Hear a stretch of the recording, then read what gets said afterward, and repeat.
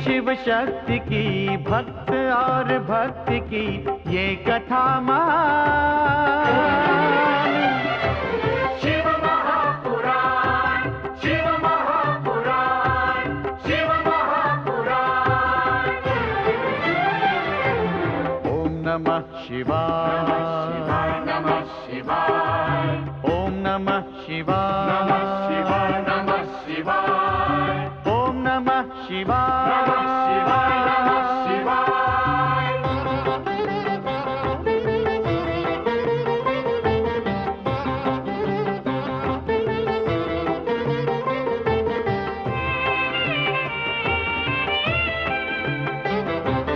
आशुतोष नीलकंठ शंभु अविनाशी, गंगाधर महादेव जो है कैलाशी।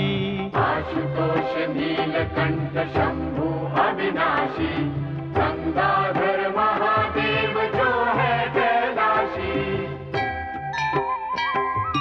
शिव का बस नाम ही, भक्ति और ध्यान ही कर दे कल्याण। शिव महापुराण, शिव महापुराण, शिव महापुराण।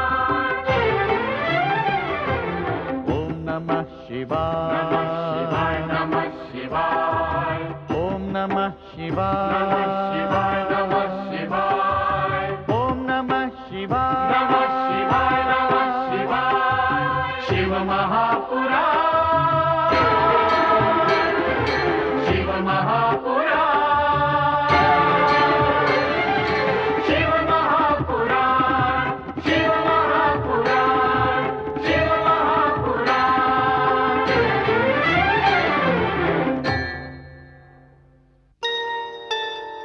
कैलाश पर्वत पर वरराजा शिव का सुंदर रूप सभी को आनंदित कर देता है। उन्हें समारोह पूर्वक वर यात्रा के लिए प्रस्तुत किया जाता है और फिर शिव बारात आकाश मार्ग से दक्ष प्रासाद की ओर प्रस्थित होती है। वैदिक विधि के अनुसार ब्रह्मदेव के पौरोहित्य में शिव सती का शुभ विवाह संपन्न होता है। आशीर्वादों तथा शुभकामनाओं के स्वर लग्न मंडप में गूंज उठते हैं। तत्पश्चात वरवधू शिव सती को कोहबर में लाया जाता है। बेटी, आज हमने माता पिता का कर्तव्य पूर्ण किया। अब तुम भगवान शिव शंकर की धर्म पत्नी का महान आदर्श प्रस्तुत करो। यह हमारी कामना है। तुम्हारी पति सेवा समस्त नारी समुदाय के लिए प्रेरणा बने, यही हमारा आशीर्वाद है।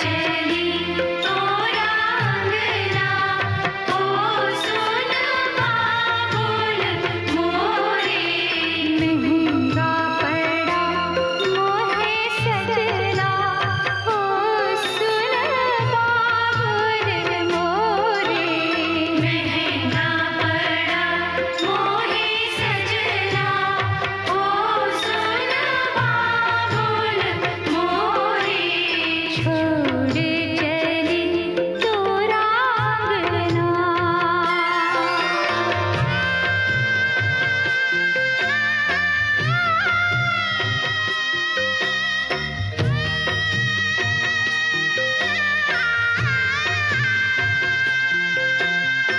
ब्याह भयो कुछ ऐसी पहेली, ब्याह भयो कुछ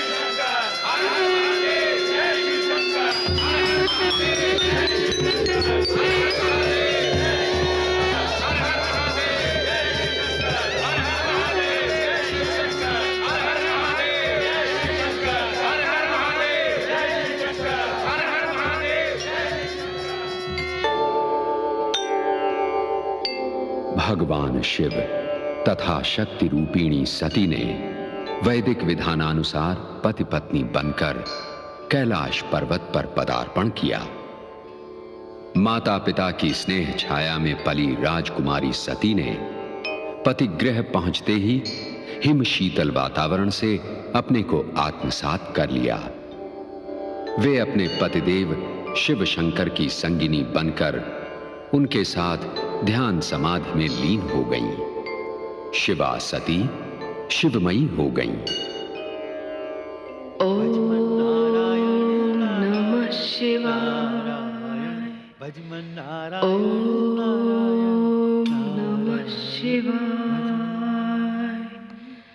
ओम नमः शिवाय। ओम नमः शिवाय। प्रभु ध्यान समाधि में मग्न है। ओम नमः शिवाय। माता सती उनकी आराधना में। ओम नमः शिवाय। ओम नमः शिवाय। धन्य है कैलाश की शोभा। ओम नमः शिवाय। किंतु नारद, ऐसे में प्रभु का ध्यान भंग करना उचित नहीं होगा। नमः शिवाय। हाँ, चलो यहीं से प्रभु के दर्शन करके कैलाश यात्रा आरंभ करते हैं। ओम नमः शिवाय। ओम नमः शिवाय। हर हर महादेव। हर हर महादेव।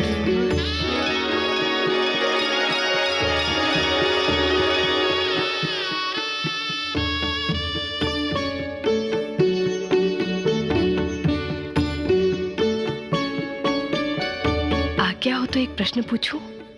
अवश्य पूछो देवी। कभी कभी आराधना में अचानक ध्यान भंग क्यों हो जाता है? जब भक्त आराध्य को सच्चे हृदय से पुकारता है तो आराध्य स्थिर नहीं रह पाता। आपका तात्पर्य यह है कि भक्त में भगवान से अधिक शक्ति होती है? प्रश्न शक्ति का नहीं, भक्ति का है सती। भगवान सर्वशक्तिमान होकर भी अपने भक्तों के अधीन होता है। ऐसे भक्त की मुक्ति का साधन क्या है स्वामी? शिव तत्व में दृढ़ आस्था। शिव तत्व क्या है? प्रत्येक आत्मा में जो परमेश्वर विराजमान होता है वही शिव तत्व होता है। संसार के प्राणियों को शिव तत्व का ज्ञान कैसे प्राप्त होगा स्वामी? हमारी आराधना और भक्ति से।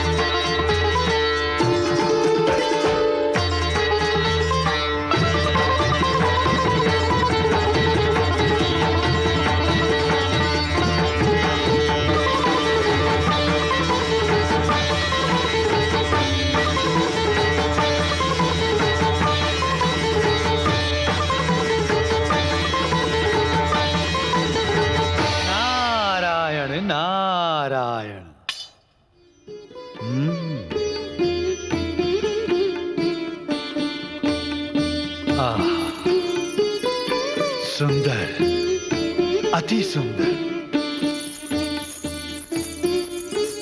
नारायण नारायण। प्रणाम देवर्षि। आयुष्मान। स्वर्ग लोक में आपका आगमन हमारे लिए आनंद की बात है मुनिवर। पधारिए।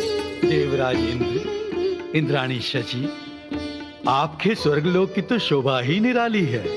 आहा, सुंदर, अति सुंदर, प्रतिक्षण नृत्य संगीत का आनंद, ये सुख और कहाँ। आज्ञा हो तो बुलाऊं विद्यांगिना अप्सराओं को? आपकी इच्छा तृप्ति नहीं हुई देवी शची? उन्हें तो मैं आपके लिए बुलाना चाहती हूँ मुनिवर। आप इन नृत्य और संगीत का आनंद लीजिए। नारायण नारायण। देवी शची, आंखों का आनंद तो क्षणिक दृष्टि भ्रम होता है, वास्तविक आनंद तो मन की अनुभूति में होता है। मैं भला, मेरा भगवत भजन भला, मेरा सारा नृत्य संगीत मेरी वीणा और खड़ताल में समाया हुआ है। आपके संगीत की बात ही निराली है मुनिवर। नारायण नारायण की ध्वनि के साथ आपकी वीणा और खड़ताल के मधुर स्वर सुनने के लिए तीनों लोग लालायित रहते हैं मुनिवर। तीनों लोग की बात सुनकर मेरे मन में एक लालसा जाग उठी है मुनिवर। कैसी लालसा देवी? मुनिवर, आप भूलोक भ्रमण को गए थे? नारद का अर्थ ही भ्रमण है देवी। परमपिता ब्रह्मदेव की आज्ञा का पालन करते हुए तीनों लोकों में नारायण नारायण की धुन जगाता रहता हूं। किंतु भूलोक से आपका विशेष तात्पर्य कुछ समझ में नहीं आया। भूलोक के प्रति मेरी लालसा ये थी मुनिवर कि विवाह के पश्चात आपने कैलाशपति भगवान भोलेनाथ और माता सती के दर्शन तो अवश्य किए होंगे। हाँ देवी, भूलोक जाने पर भला नारद कैलाशपति के दर्शन किए बिना कैसे लौट सकता है? मुनिवर, विवाह के पश्चात कैलाश पर आनंदमय वातावरण होगा ना? अवश्य। वहां मुझे सभी प्रसन्न दिखाई दिए।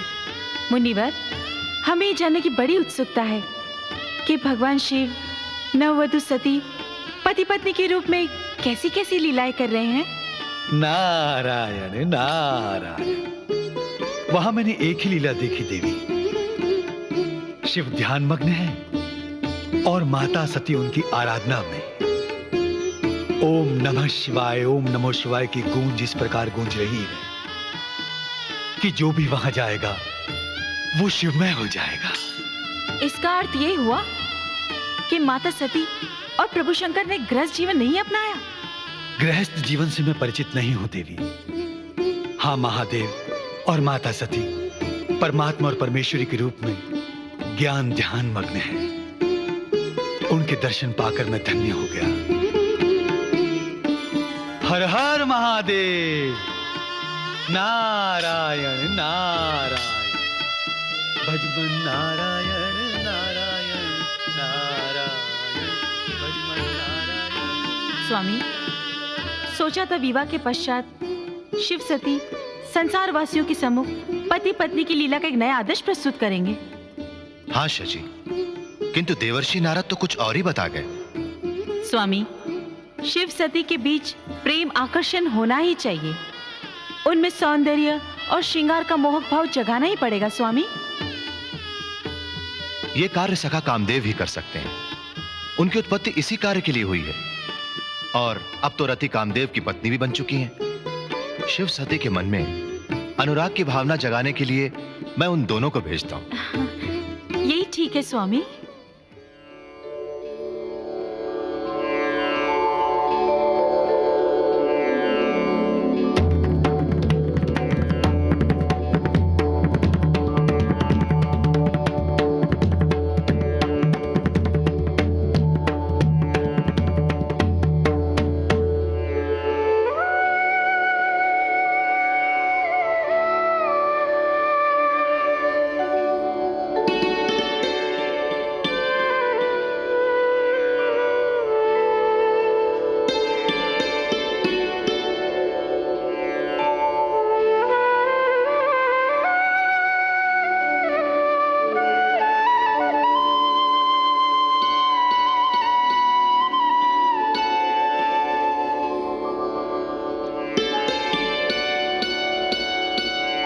स्वामी, आपके सखा कामदेव बड़े भाग्यशाली हैं।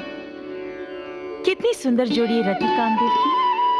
देवी शची, विधाता ने जिस उद्देश्य के लिए कामदेव की उत्पत्ति की है, उसकी पूर्ति के लिए कामदेव की जीवन संगिनी का सुंदर होना अत्यंत आवश्यक था।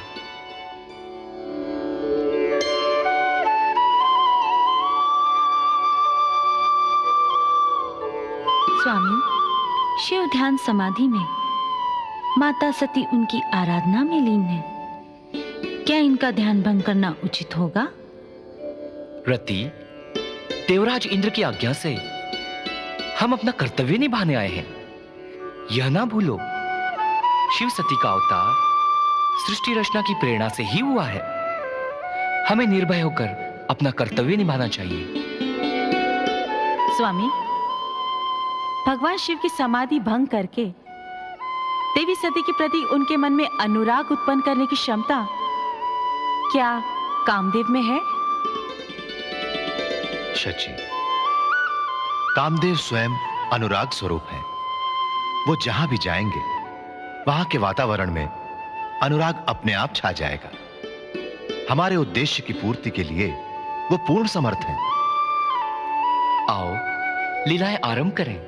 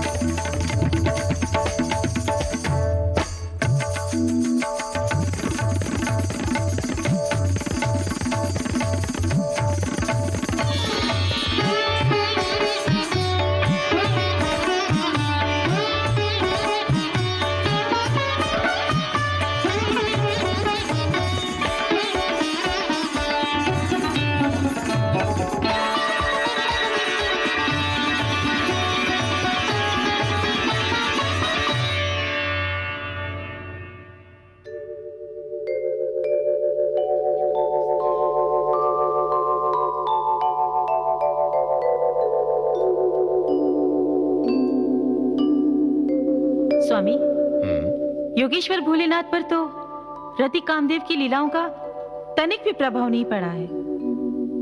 निराश होने की कोई आवश्यकता नहीं है शची। हमें कामदेव की लीलाओं पर पूर्ण विश्वास है। वो पुनः प्रयत्न करेंगे।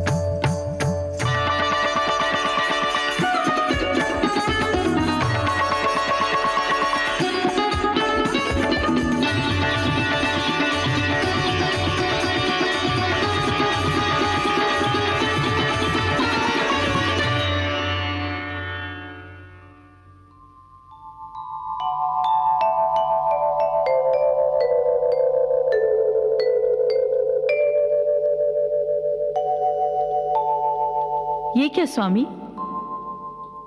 कामदेव के नृत्य लीला समाप्त होने पर भी भोलेनाथ की समाधि भंग नहीं हुई।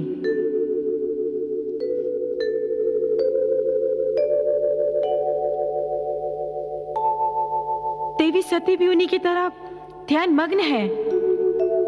रति, हमारी लीलाओं का शिव सती पर कोई प्रभाव नहीं हुआ। हमारा प्रयत्न निष्फल हुआ तो अनर्थ हो जाएगा।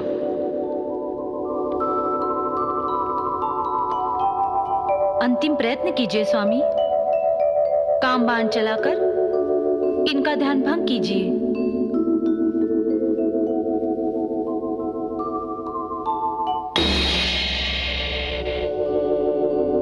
देखो शची, कामदेव अपने अंतिम प्रयास के लिए तत्पर है। यह पुष्प बाण कामदेव की अमोघ शक्ति है जो कभी निष्फल नहीं होती।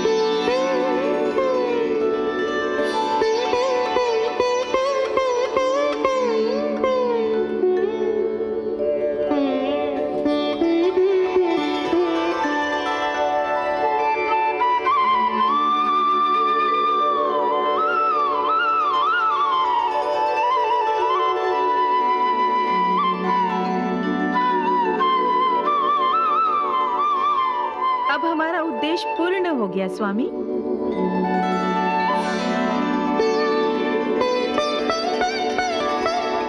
हमारा प्रयास सफल हुआ स्वामी। हाँ रति, अब शिव सती की यह आनंदमय लीला सारा संसार देखेगा।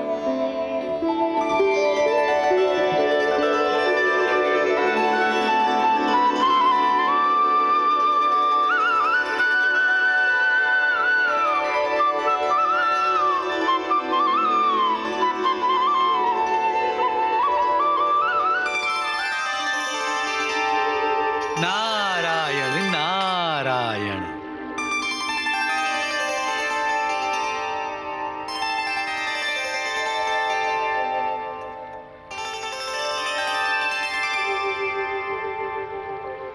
प्रणाम श्री हरि।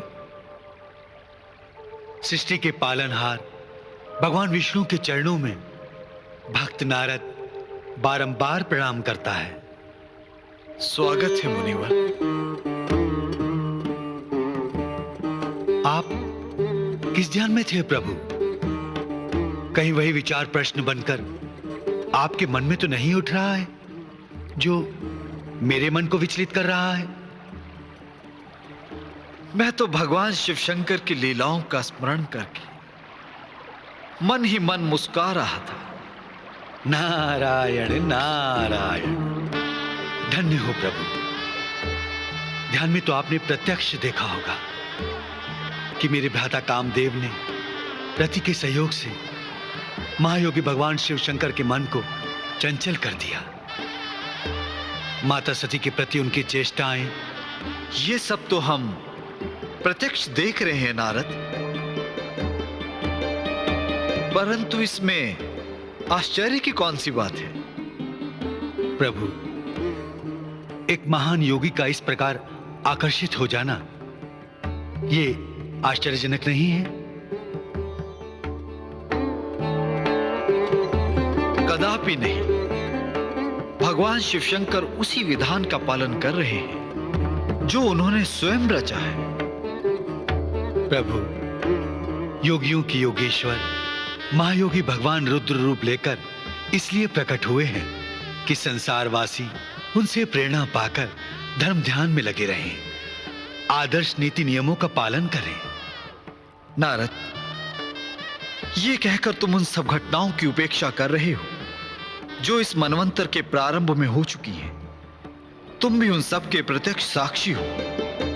ब्रह्मदेव ने सृष्टि रचना हेतु मनु शत्रुपा, दक्ष प्रजापति तथा मनमथ कामदेव की उत्पत्ति क्यों की? क्या तुम इस प्रश्न से अनभिज्ञ हो? कदापि नहीं प्रभु। मानवीय सृष्टि के पश्चात ब्रह्मदेव ने शक्ति को नारी रूप में अवतरित होने हेतु दक्ष प्रजापति को तपस्या करने के लिए प्रेरित किया। यह भी तुम जानते हो। इस सत्य को मैं भी जानता हूं प्रभु, परंतु ये सब मुझे स्मरण कराने का तात्पर्य क्या है भगवान? नारद, तुम्हारे मन में उठे प्रश्नों का समाधान करने के लिए इन बातों का स्मरण कराना अति आवश्यक है। अर्थात आप ये कहना चाहते हैं प्रभु कि शक्ति के नारी रूप में अवतरित होने का उद्देश्य भगवान शिवशंकर की सहचरी बनना था? नहीं नारद, शक्ति तो सदा शिव की सहचरी है। शिव शंकर की समस्त लीलाओं में समान रूप से सहभागी है, किंतु नर नारी के बीच एक दूसरे के प्रति आकर्षण जगाए बिना प्रजोत्पत्ति का उद्देश्य पूर्ण नहीं हो सकता।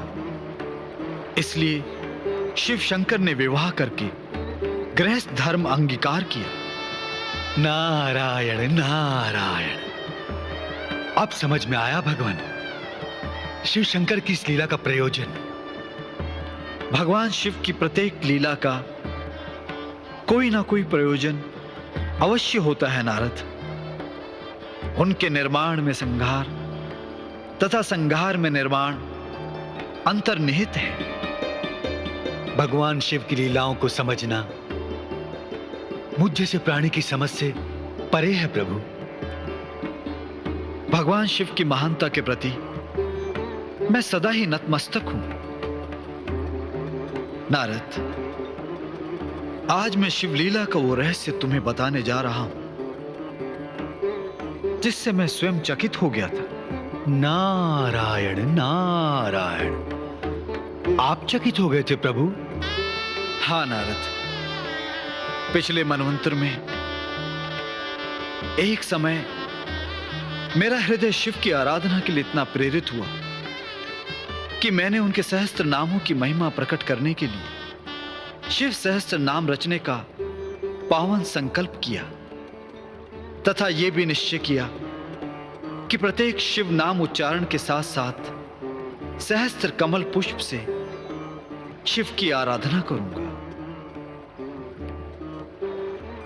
ओम गुरुबुद्धये नमः। ओम आगमाय नमः। ओम प्रजापतये नमः। ओम विश्वबाहवे नमः। ओम विभागाय नमः। ओम सर्वगाय नमः। ओम स्नेहनाय नमः। ओम अजिताय नमः। ओम महामुनये नमः। ओम अधनाय नमः। ओम अमरेशाय नमः। ओम महादेवाय नमः। ओम विश्वदेवाय नमः। ओम महाहर्षाय नमः। ओम वैद्याय नमः। ओम विराजाय नमः। ओम नीरजाय नमः। ओम अमराय नमः। ओम ईद्याय नमः। ओम सिद्धार्थाय नमः। ओम सिद्धभूतार्थाय नमः। ओम अचिंतयाय नमः। ओम सत्यव्रताय नमः। ओम शुचये नमः। ओम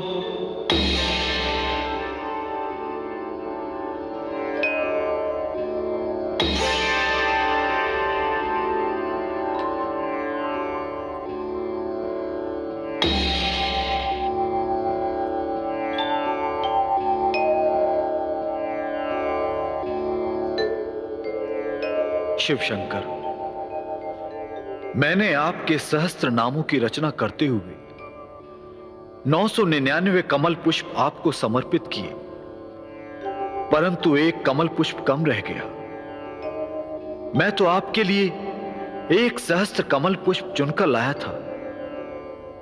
ये सब कैसे हुआ, क्यों हुआ? अब मैं क्या करूं महेश्वर?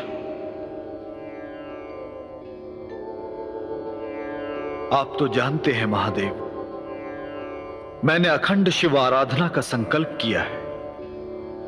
शिव सहस्त्र नाम सहित 1 सहस्त्र कमल पुष्प समर्पित किए बिना मैं यहां से उठ नहीं सकता। अब मेरा संकल्प पूर्ण नहीं होगा।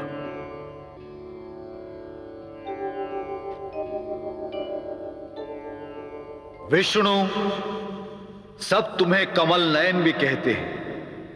अपना एक नेत्र निकालकर शिव शंकर को समर्पित करके अपना संकल्प पूर्ण करो।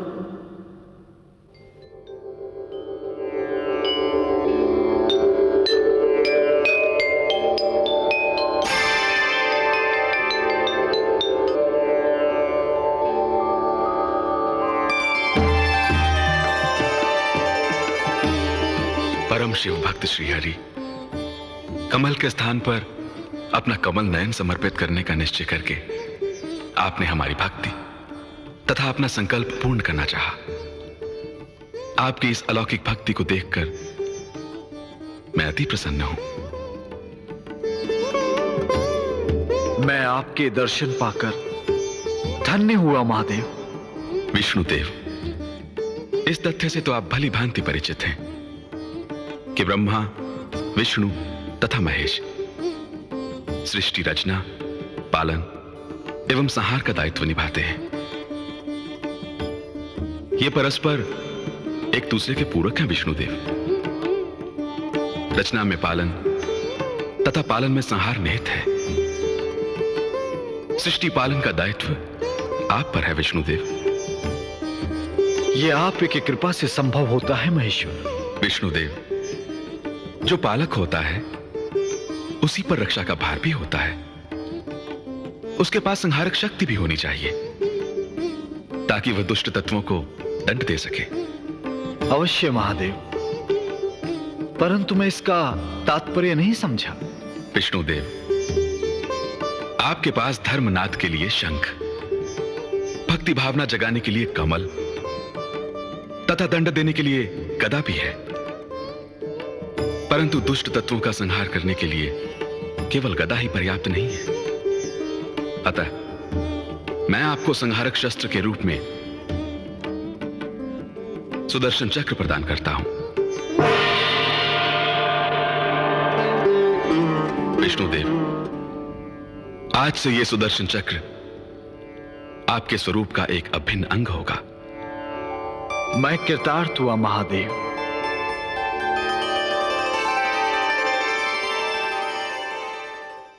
रामेश्वर शंकर सोमनाथ जय भीमा शंकर, महाकाल वैद्यनाथ जय केदारेश्वर। रामेश्वर सोमनाथ जय भीमा शंकर, महाकाल वैद्यनाथ जय केदारेश्वर।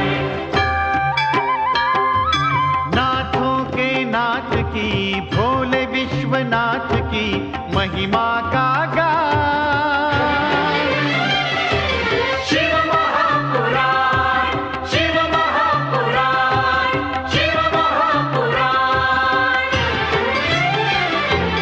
ओम नमः शिवाय, नमः शिवाय, ओम नमः शिवाय, नमः शिवाय, ओम नमः शिवाय, नमः शिवाय, नमः शिवाय। शिव महापुराण,